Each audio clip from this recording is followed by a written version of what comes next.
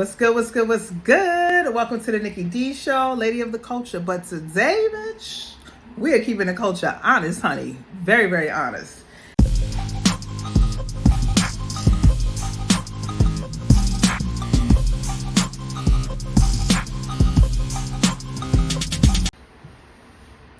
All right, y'all, let's get into it.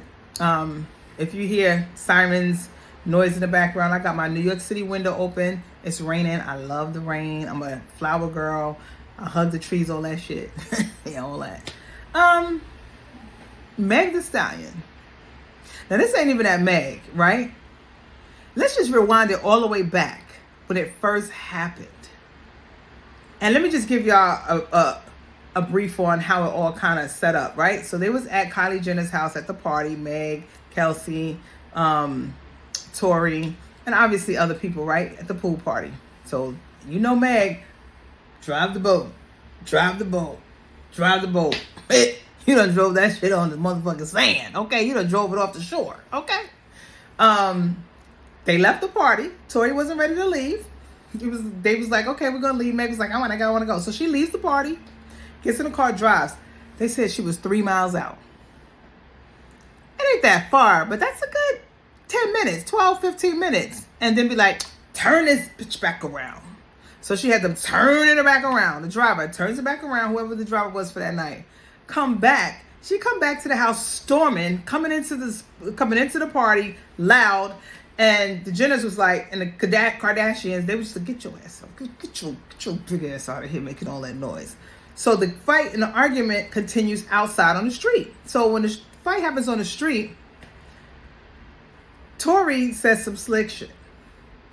And it made KELSIE and Meg, boom, bump heads. And KELSIE and Meg started fighting. This was the word beforehand. There's also videos on YouTube. If you could really research, there's a video of Meg and KELSIE getting into it and people pulling over and stopping and actually filming it. So a lot of that stuff is probably confiscated for whatever reason, right? Anyway, so they get into it. Gunshots rang out. Somebody gets hurt, allegedly. And then somebody gets charged for a crime, allegedly. Well, actually, no, that actually happened. And for the life of Tory, he could not prove his innocence. He could not prove his innocence. It was like one of those things where no matter what, everybody was like, yeah, I saw him with it. Yeah, he was the one. But prior to all that, right? The GSR, the gun residue, the GSR came out. KELSIE had it on her hand. Tory didn't have it on his hand. But yet, Meg the Stallion caught a couple of shing-ling-lings, right? Now, before that, Tory had already spoke to KELSIE and said, yo, my bad, I should have never did that. And everybody thought it was an apology to her, as in, yeah, I should have never shot your friend or pew-pewed your friend, whatever the word is today. But the reality was he was saying, yeah, I should have never let the cat out the bag that I was smashing both of y'all. And that's what it was. That's really what it was. But nobody knew that. So it was just like, and then all of the hype behind it. And from the gate, once I heard about the DNA, there was DNA that was unknown because the bodyguard, the driver didn't get tested, KELSIE didn't get tested, and Meg didn't get tested. So what had happened was, now we know as we fast forward today, ling-a-ling-a-ling-a-ling-a-ling, KELSIE was the shooter. Once old boy said, yeah, you know, I'm smashing both of y'all. Like, why y'all wilding out? Because he was drunk. Everybody was drunk. He talked this ish at the party. And that's exactly what happened. And KELSIE was like, what? Because, see, from my understanding, allegedly, oh, girl, Meg Stallion, she known for just smashing everybody's piece. You know what they told me. That's what they heard. That's what I heard. So it's all alleged. It's only what I heard. It ain't what I know. Okay? Let's just be clear. And it was one of those things where she was allegedly smashing her friend's man, which was Tory. So according to Today Now, the bodyguard, well, the driver that KELSIE had one day was like, oh yeah, he overheard her, and y'all heard the conversation of him saying, hey, well, matter of fact, let me just play it for y'all real quick. Not long ago, Unite the People was approached by a gentleman named Bradley James. Mr. James informed us he was working as the bodyguard and driver for Miss KELSIE Harris during Mr. Peterson's trial. As such, he was in close proximity and he had privy to conversations she was having with her husband and others. Mr. James informed us he was not under a non-disclosure agreement or a confidentiality agreement and was free to speak with Unite the People, and that he was doing it because his conscience would not let him not speak and leave a man in prison for something he did not do.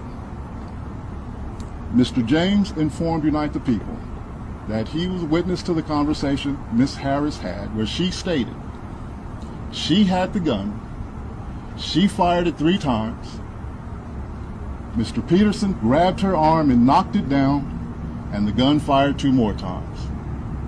In essence, Mr. Peterson never shot anybody, never even touched that gun, never fired the gun. This statement aligns with the statement of the only non-party witness to the case, Mr. Sean Kelly, who at trial testified he saw 2 women fighting, 2 men break up the fight, 1 man grabbed the other one's arm.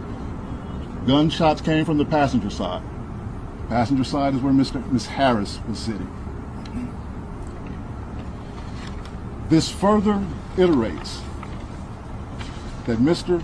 Peterson did not shoot Miss Pete, did not shoot at Miss Pete, or did not assault Miss Pete. It's just another irregularity in a list of irregularities in this case. For example, there were 3 potential suspects in the car that night, and yet the only DNA sample was taken of Mr. Peterson, even though unknown DNA was found on the gun. Why wasn't Miss Harris's DNA taken? Or was it taken and the information simply never given to the defense? Why wasn't the driver of the car, Mr. Jaquan Smith's DNA taken? Or was it taken and again? And there you have it. And that's what happened. Allegedly. But good Lord, somebody go and get that man. He almost died in prison. Come on now. Now, God forbid they found out that it is factual that all of this happened, that the driver's saying happened. Do you know what your girl gonna be facing? And then her friend is gonna be facing? And everybody who lied is gonna be facing? It's gonna get ugly. It's gonna get ugly. Like, it's gonna be so bad that old girl might change her name to Meg the Pony. I'm out. I can't take it. Ooh.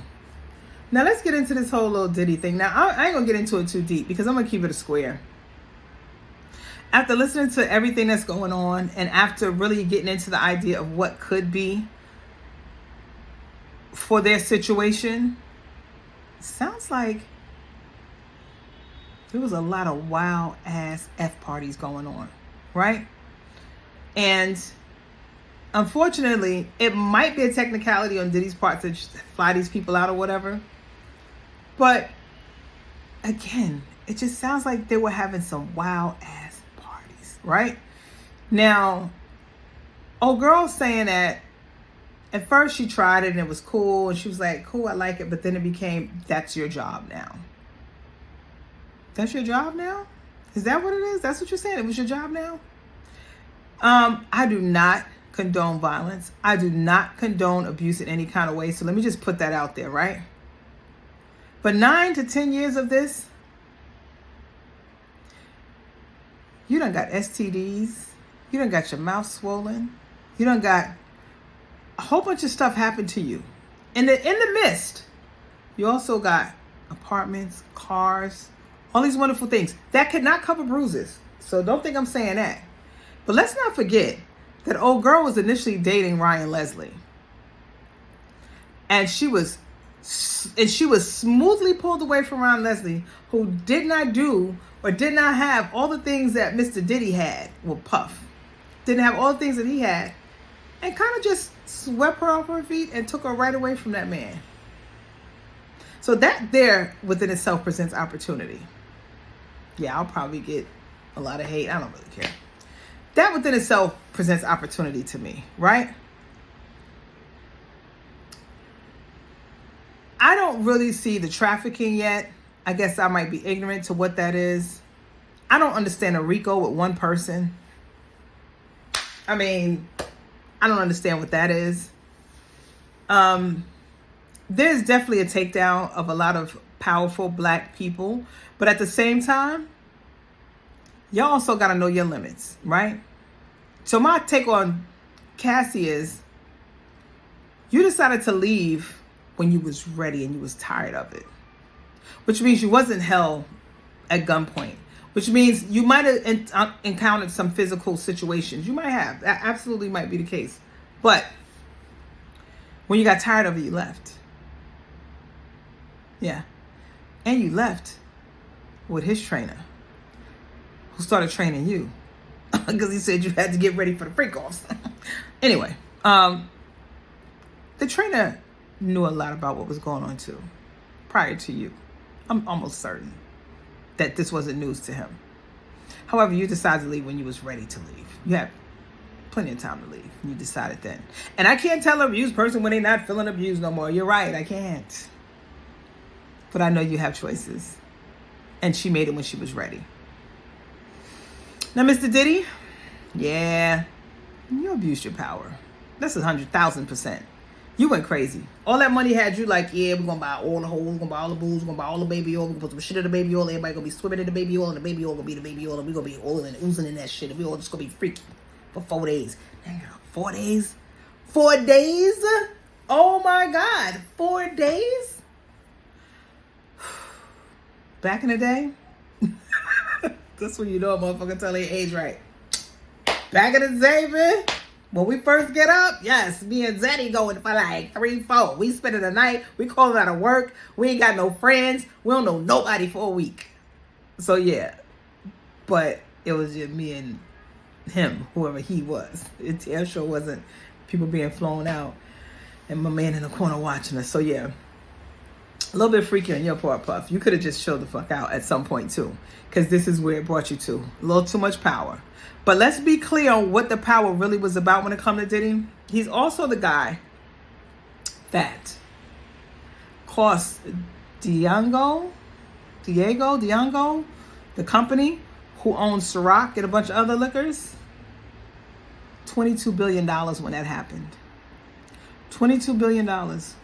So it was like, oh, you gonna pay. Oh, you gonna pay.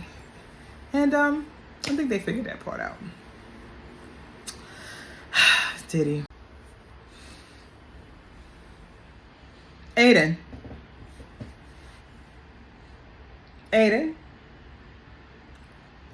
You talking to, bro? Like, I don't know your situation with old girl, but for you to have a platform like that, and for you to be such an important person like that, don't you think it's really wild for the night for you to be online calling somebody a B and cursing them out and telling them they're a piece of this and piece of that? Adin, tell us what really happened. Why are you really mad? Huh? Why are you really, really mad, Adin? Because the way you wilding out on this young lady, going in, calling her all kinds of names and cursing her out and saying she's a piece of shit. Bro, what really happened? And where's all the people that's supposed to stand up for DOECHI and be like, yo, who you talking to? Because at some point, certain things are just not supposed to happen, y'all. I'm sorry. Certain things are not supposed to happen. Like, I'm not doing the dog whistle or whatever the whistle is, but I'm just saying at the end of the day, certain things are not supposed to happen. And Adin Ross, you ain't supposed to. First of all, you are not of this culture at all. You're not of it. You're not in it. You're a streamer. Stay in your lane, my man. Stay in your lane. 1,000%. I don't care for nothing about you. I don't even know you don't care about you. But if I was to, I definitely don't now. Because that was the most disrespectful thing you could have ever done. You be sucking up everybody. That's why you got robbed by Playboy Cardi. Robbed your ass. Came and got the bag and left. You sat there and waited for him all night. Dared you and you gave him a bag of money. You a bitch. You the bitch. I mean, you calling her bitch, but you the bitch. You got straight jacked for about $1 million. Bro, give me a fucking break. Okay? Yeah, somebody need to check old boy. I'm sorry. I'm just saying. It can't be a thing. It cannot be a thing.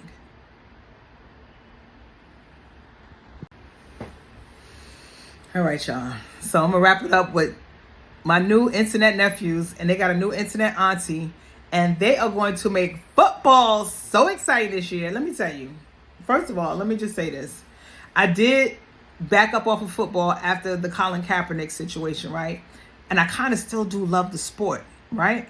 So I do watch it when I can. I really watch it close to playoffs because I don't like to give them all of that energy the whole year. But I could tell you that when we want to do something and we boycott stuff, it's very powerful. So when we did boycott them, trust me, they lost a lot. Hence the reason why your man Hove got slid into the situation and, you know, bringing on all of these urban, you know, organizations that they want to pile up with and yada, yada, yada with. Anyway. Fast forward to 2025, baby, and the Sanders, the Deion Sanders, the Primetime family, the Shador Sanders, the Shiloh Sanders, and my boy Deion Jr. Yes, put them all in the motherfucking hats.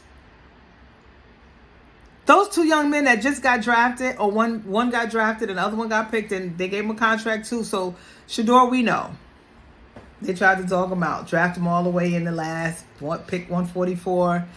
And it was, oh, he needs to be humbled.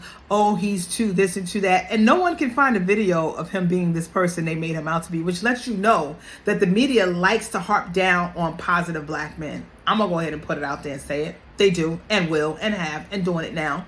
They like to just come down on positive black men. Like, what I don't like about the draft, what I saw years on years on years, is when it came to most of the black players in the NFL, these were the stories. This is Troy Johnson.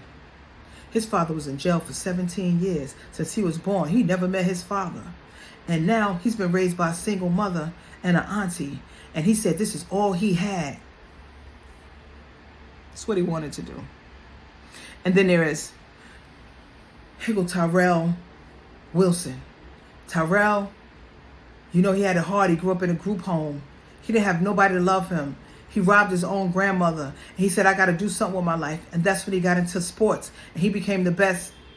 These are the stories that the NFL like to tell. It's the stories they like to tell. But you can't tell that story with the Prime family, honey. With the Sanders family, honey. You cannot tell it, okay? Because let me tell you a few things that Deion Sanders has done while raising these young men. He has filled them with humility, one. These are the two of the most grateful young men I've seen in I don't know when. All they keep saying is thank you and I'm grateful. Thank you and I'm grateful. Thank you and I'm grateful. That's all I keep hearing. I'm watching them in football camp. Shador doing his thug thizzle, right?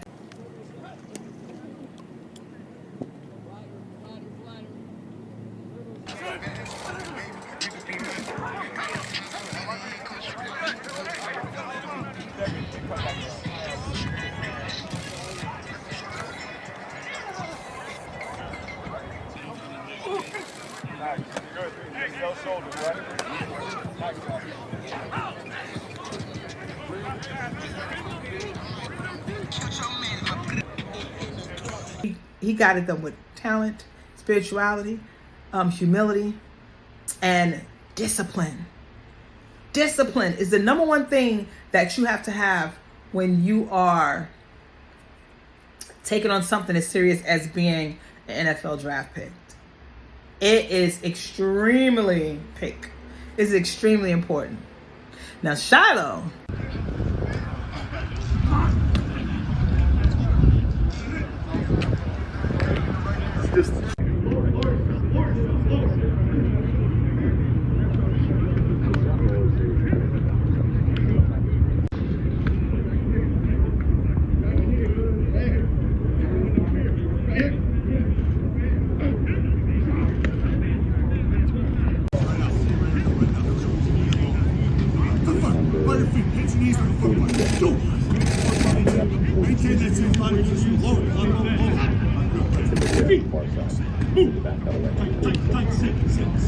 With that hit.